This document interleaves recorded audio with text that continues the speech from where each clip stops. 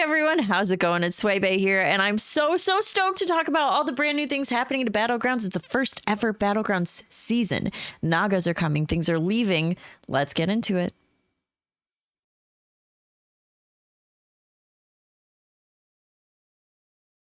So starting on May 10th, which is this coming Tuesday, we have a reset of MMR. We have the first ever Battlegrounds season happening, and Naga are joining the Battlegrounds. So many things. Now, we've seen a few minions.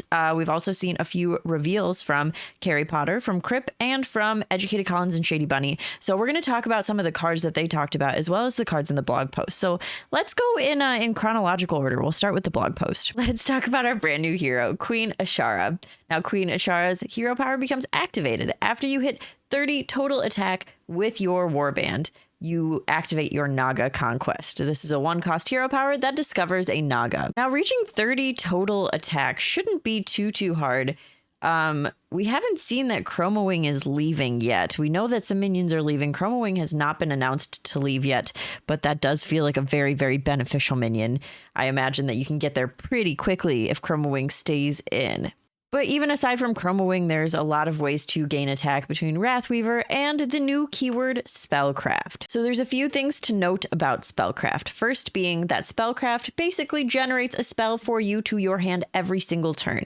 These spells do not stay in your hand, so you cannot stack them. It's not like Bananas where you're like, I'm gonna wait, or Blood Gems where I have my emotional support Blood Gems. I keep 2 in my hand at all times because why not? But these Spellcraft spells stay in your hand for the turn, so you better use them or you're going to lose them. In addition, it's basically like a battle cry where the spell is generated as soon as the Spellcraft minion is played, and then in addition at the start of every single next buying phase. A really cool mechanic about Spellcraft that I really liked with buddies too is that if you don't have room for your triple buddy, like you got those 2 extra buddies, then they wait in the little buddy meter until you have room in your hand. Same thing with the Spellcraft spells. If for whatever reason you don't have room in your hand for the spell, it will wait and then regenerate when you have room in your hand. The golden Spellcraft minions will give you a golden spell, which is double the effect of the spell. And then there seems to be a pretty interesting effect, which we did see with the kind of introduction of Naga in Sunken City in Constructed, that Naga care about spells. So the Spellcraft minions and spells that they generate could be beneficial overall. Speaking of Naga liking spells, let's talk about the minions that we saw revealed in the blog post. Let's look at the tier 2 Naga Snail Cavalry. After you play a spell, this is once per turn, this minion gains +2 health. So if you have a Spellcraft minion, you cast the spell from the Spellcraft minion, and that Snail Cavalry does gain the +2 health. We also see a tier 6 7/8 named Tide Mistress Athissa. After you cast a spell, give 4 friendly Naga +1/+1. Again, another very useful mechanic for Spellcraft. Notably, Blood Gems are spells, as are Bananas from Mukla. So I don't think we're going to be short of any spells by any means. Notably, Tide Mistress can buff herself. It doesn't say for other friendly Naga, it says for friendly Naga. This feels very like Agam, but specific to Naga. So rather than Agam with the menagerie kind of situation, this is Agam, but Naga.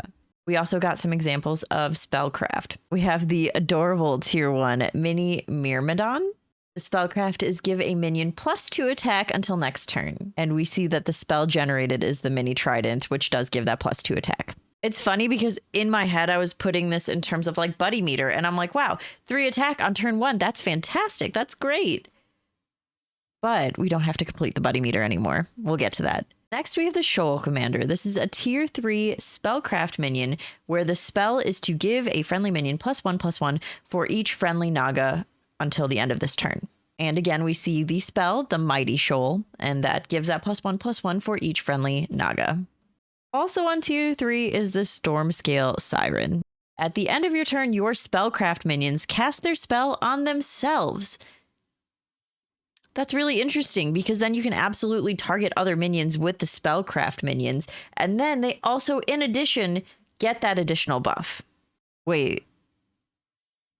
Is Stormscale Siren busted?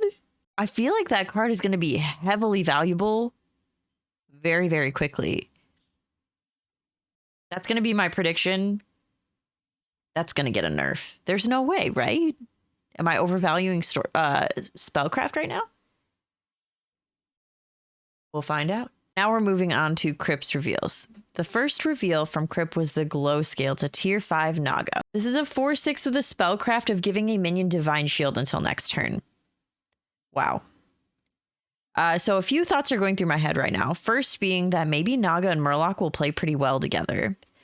Second is that maybe my brain keeps going back to the Stormscale Siren, but like a Divine Naga comp sounds very interesting to me. Like you basically have no board. Like it's almost like a shaker situation, right? Where like base stats, no gems, your shaker is nothing. Your whole shaker board's probably very, very minimal. But with that blood gem played every single turn, gaining that attack, doing the things that shaker does, really strong during combat. So like I'm thinking about the fact that if you have the Stormscale Siren and then maybe 1 or 2 glow scales, if you have 1 or 2 glow scales, you can Divine Shield other minions, and then also the glow scales themselves get Divine Shielded. And then if you have another minion that gives buffs for every other Naga, that I feel like at the end of your buying phase, that just gets so strong, like so grossly strong. But then I'm also thinking about Pyro Spawn, which is a great counter for mech right now, and as well as Dragon with Nadina. So if Pyro Spawn is in the game and dragons are in the game, then Glow Scale is completely irrelevant because we haven't seen that Pyro Spawn is leaving yet. If Pyro Spawn is even leaving, this seems like a really powerful card. We also saw at the end of Crypt's video that buddies are going to be rotating out. Now, I talked about this yesterday on stream. I'm so happy about this. I love buddies. I love buddies. I currently love buddies. I think they're fantastic, but I do think that Naga plus buddies is like very overwhelming. So I think that this will create a nice space for all of us to really process what Naga are capable of. I'm going to miss buddies for the meme value of them, and I had a lot of fun doing ridiculous things with some of those buddies. And I hope that friend of a friend makes his way into this meta, but like probably won't, but I would love it. It would make me very happy. Anyways, moving on. We now have Educated Collins and Shady Bunny's reveals. Now, Educated Collins and Shady Bunny had some spicy reveals. Their first card was a tier 2 called Deep Sea Angler. This is a tier 2, 2/2 with the spellcraft of giving +3 health and taunt until next turn. This feels great in the case of you not finding Argus. This is a tier 2, so you can guide that first attack. Big fan. I don't think that it's going to be busted by any means, but I do think it's a really valuable card in the fact that the spellcraft is able to give taunt. I think that's so helpful. Also, the fact that it's not a permanent taunt, so you can definitely guide that taunt for a good long while. The fact that it's not permanent is huge. Because as we know, and as I say almost every single stream, you never want to taunt your largest unit. So if you give something temporary taunt to guide that first hit to tech against what your opponent is doing, that's so helpful. Next, we have a tier 3 Nightmare Amalgam. The Amalgam is coming back. So this is an all-typed minion. That is huge that it is coming back to Battlegrounds. I'm wondering about the future of the Curator. And I'm also wondering about Naga combined with like all minion types, right? Like if you play multiple Amalgams, that still flows really well with like a whole Naga board with Spellcraft. But also like, is it taking up space for a minion that could have Spellcraft? Is it actually going to be as useful as I think it is? I mean, yes, I think that it will be. Especially if we still have a similar situation with Sephin, and like the Deep Sea Angler can put a taunt on a different unit so that Sephin can guaranteeingly proc. And then you can also keep a Deep Sea Angler in your hand and then play it and get the Spellcraft if you want that, because you can't really keep those spells per se. Yeah, my brain's starting to go, if you can't tell. Moving on, we have a tier 4, 5/4, the Eventide Brute. This is after you cast a spell, gain +1/+1. Now, this is not until end of turn. These seem to be permanent stats. However, it doesn't say permanently, and generally those cards do say permanently. However, I do believe that after you cast a spell, you do gain +1/+1, and it's a brute in the way that like the Quillbore Brute does gain an extra +2/+2 per blood gem. Yeah, this is a really interesting card. It seems like it would play really well with a full Spellcraft board. I imagine that scaling pretty quickly, actually. And last but not least, we have a replacement for a tier 6 card that I'm going to talk about in literally like half a second, but we see Mantid Queen. This is a tier 6. It is a poisonous unit. It's a 5/5, and for each minion type on your board, you gain an adapt of some sort, whether it be +5/+5, Taunt, Wind, Fury, Divine Shield. Notably, this is not a Naga. This is not an all-typed minion. This is a none-typed minion. This is a neutral minion. And I think that's important because if for some reason you decide to play a lot of Mantid Queens, you are losing adapts per Mantid Queen you play. I think that's a really important concept to keep in mind because if you're playing multiple Mantid Queens, you are losing a whole board spot. And in 7 board spots, each one is very, very valuable. So probably only able to play 1, maybe 2 tops, depending on how many other minion types you currently have on your board. This does lend into making Menagerie interesting.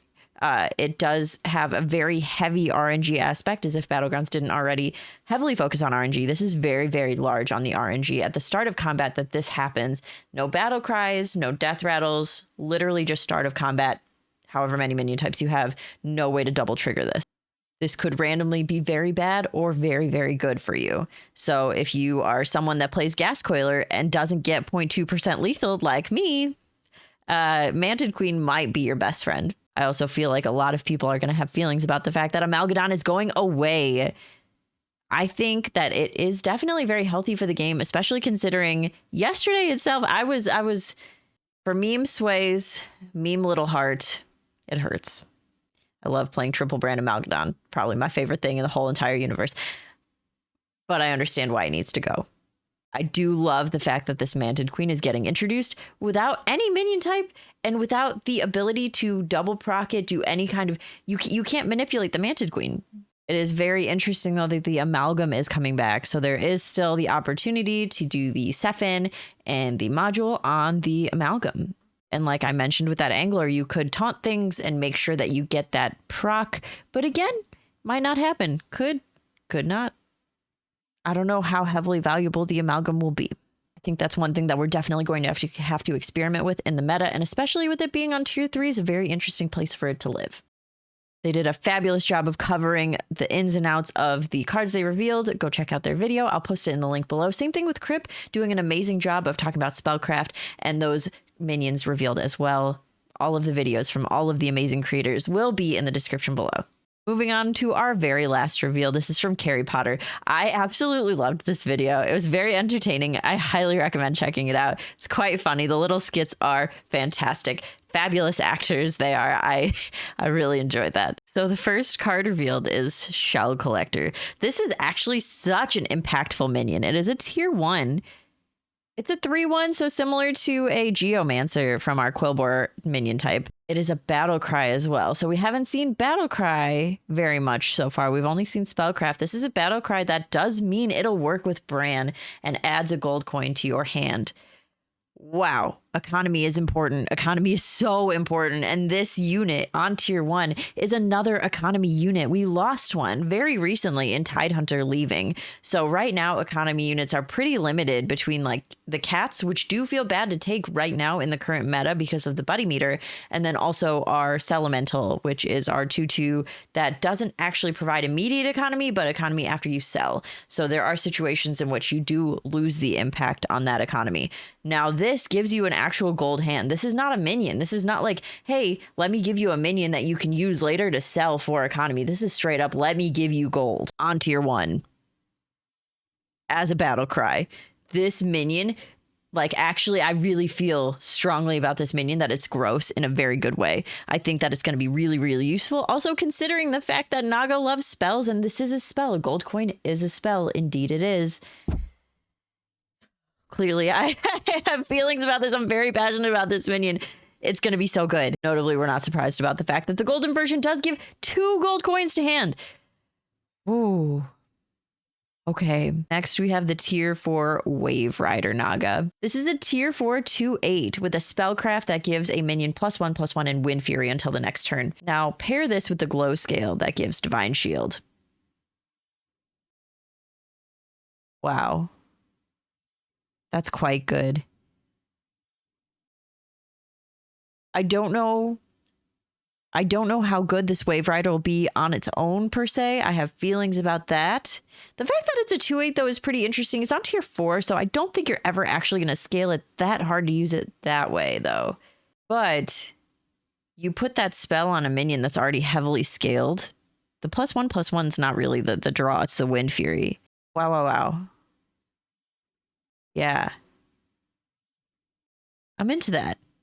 Okay, I think we're going to see some good things from Wave Rider. I feel like the way that I'm thinking about these Naga right now is how much they all can do for each other, which is like kind of what you think about anyway when you think about a minion type, right? Like how much synergy the minion type has with itself.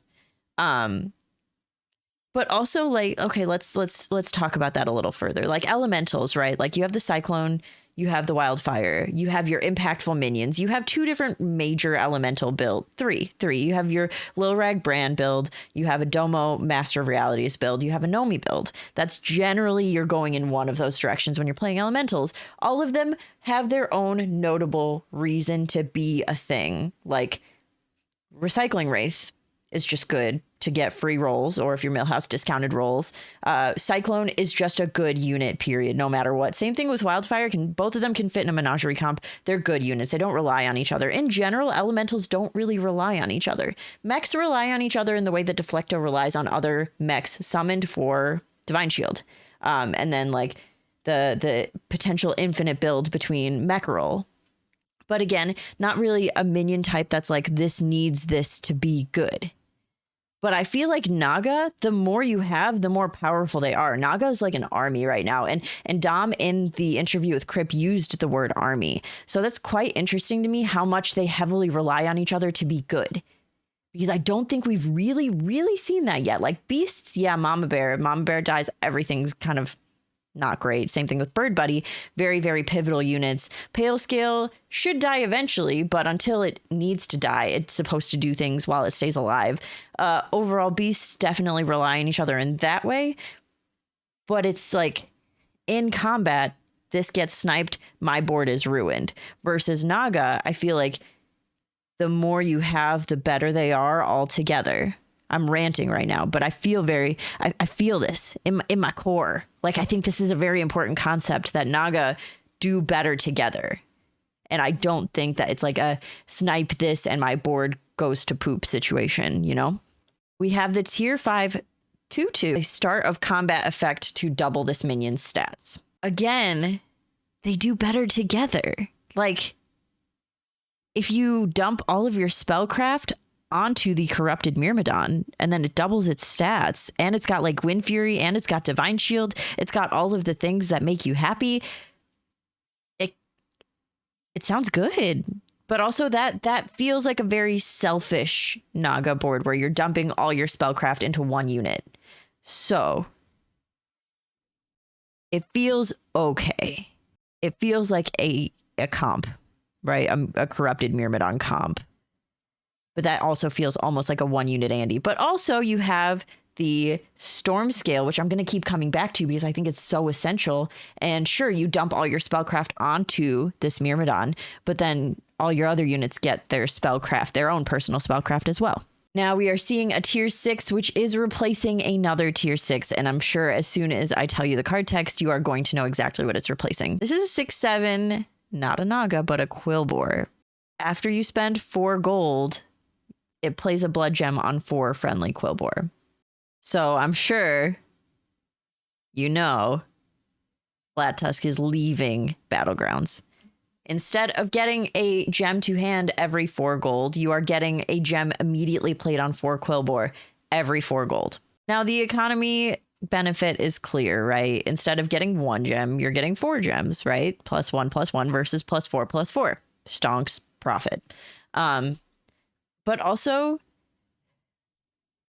it feels very Charlie to me, right? Charlie plays a gem on your whole board at the end of every turn. So it feels Charlie in that way, but also could be worked into a Naga menagerie with amalgams situation. Like, that would be pretty interesting to me because spells would be played, right? Because it plays a blood gem which means that a spell is played, which means that the Naga that benefit from spells being played would benefit every 4 gold. And if you're playing a situation like a Gallywix where you have way more than like 10 gold a turn, that could be incredibly good. And or you're cycling or something like that, and then you have amalgams to also benefit from those gems being played, and it's for friendly, not for other friendly. So that means that our Dark Glare can also get gems on it. Sorry, Dark Gaze, not Dark Glare. But it can also get gems on it itself, which means that you play 2 amalgams to kind of give that little buffer between Naga and Quillbore. And I do see like a relationship there. And then obviously like easy relationship with Quillbore as well. Like if you're playing a Quillbore board, but you know, brains on the Naga right now. I believe that's everything we've seen up until end of day today. Very excited for what Naga have to offer. Again, I really feel strongly that this is not a minion that can be easily... Sorry, this is not a minion type that can be easily countered. Like, I feel like there is just a way that this board builds itself in such a strong, like, fundamental, like, base way that I think it's going to be disgustingly good. So that was it for day 1 and day 2 of reveals. I hope you enjoyed this video. Let me know in the comments what you're excited for, what you think is busted ahead of time. Really, honestly, I'm very excited for that tier 1 battle cry with the gold. I think that economy is going to be disgusting, and we all know I play greedy. So like, ready for that greed. Give me the money, give me the gold, give me the brand, give me that minion. I love it so much. I'm going to come back tomorrow with the reviews. We only have 2 more reveals tomorrow, but I'm going to just go ahead and throw those your way as well. And then we are seeing the full library update on May 9th, which is the day before. And then May 10th, I will be doing a special stream with the update with the new minions. I'm very excited for it. Remember to like and subscribe, and I will see you tomorrow after our reveals happen. And I will also be streaming daytime. So I'll see you tomorrow during the day. All right. Have a great day, everyone. Thanks for watching. Bye.